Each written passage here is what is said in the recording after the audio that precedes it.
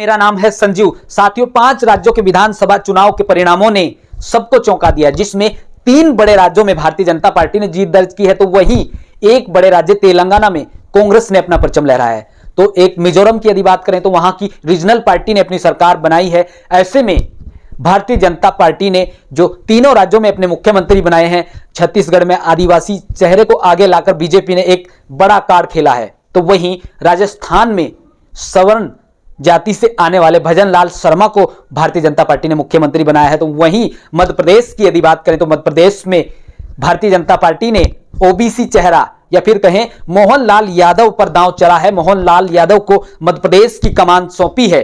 तो एक तरफ कांग्रेस पार्टी लगातार इंडिया गठबंधन के जो नेता हैं, इंडिया गठबंधन की जो पार्टीज हैं, उनको एक साथ लाने में जुटी हुई है और यही वजह है कि आज उन्होंने दिल्ली स्थित केंद्रीय कार्यालय पर तमाम इंडिया गठबंधन के नेताओं की बैठक बुलाई थी, जिसमें उन्होंने 24 को लेकर सीट शेयरिंग का जो फॉर्मूला है उस पर चर्चा हुई। तो वही अलग अलग जो रीजनल पार्टीज हैं उनको किस तरीके से साथ लेकर चुनाव लड़ा जाए, ये कांग्रेस पार्टी लगातार प्रयास कर रही है कि 24 के चुनाव में कहीं ना कहीं पार्टी या फिर इंडिया गठबंधन का जो जनसमूह है, जो संयुक्त मोर्चा है, वो कहीं ना कहीं सरकार बनाए और फिर बीजेपी को एक बड़ी चुनौती दी जा सके।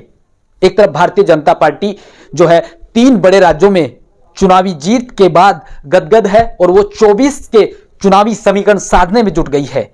और कहा यह भी जा रहा है कि जो मंत्रिमंडल का विस्तार होना है, चाहे वो राजस्थान, मध्य प्रदेश, छत्तीसगढ़ हो, उनमें भी बीजेपी कहीं ना कहीं 24 का ध्यान रखकर मंत्रिमंडल का विस्तार करने वाली है। और यही साफ तौर पे संकेत भी दिए जा रहे हैं कि राजस्थान, मध्य प्रदेश, छत्तीसगढ़ में बीजेपी जो है इस बार मंत्रियों की संख्या बढ़ा सकती है, क्योंकि 24 के चुनाव को देखते हुए भारतीय जनता पार्टी तमाम जातिगत आंकड़ों को लेकर या फिर जातीय समीकरण को साधने को लेकर भी एक बड़ा या फिर बड़ी चाल चल सकती है। आपको बता दें, इंडिया गठबंधन के भीतर सिर्फ एक ही वजह है कि इंडिया गठबंधन में सीट शेयरिंग के फॉर्मूले पर कहीं ना कहीं कसम कसा हो सकती है। और उसका एक उदाहरण हम आपको उत्तर प्रदेश में ही दे दें।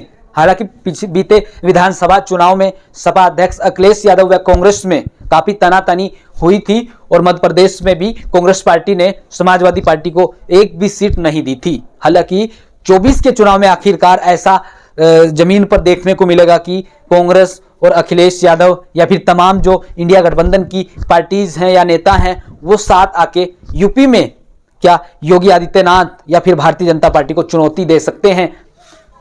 कहा यह भी जा रहा है कि यूपी सहित अन्य राज्यों में भी इंडिया गठबंधन में दरार पड़ने की खबरें सामने आ रही हैं।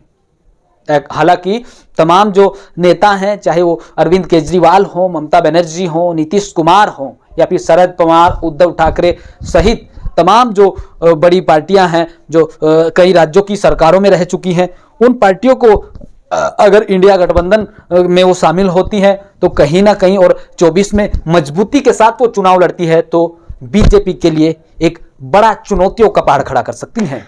मैं संजीव कुमार, सहारनपुर।